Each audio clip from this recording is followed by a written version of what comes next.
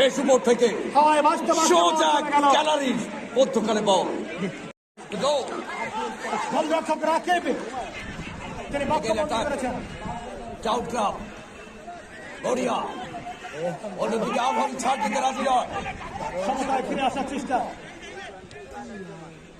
Pass to Van, pass to pass.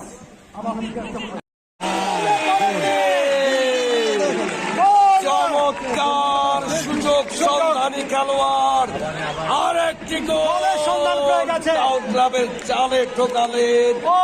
এই মুহূর্তে স্কোরবোর্ডের চিত্র আবাহনী ক্রীড়াচক্র 2, টাউন ক্লাব 0। চমৎকার বুদ্ধিদীপ্ত ব্যাপার ছিল। থেকে আপনারা উপভোগ করছেন ঐতিহাসিক খুলনা জেলা স্টেডিয়ামের আকর্ষণীয় ফুটবল ম্যাচ।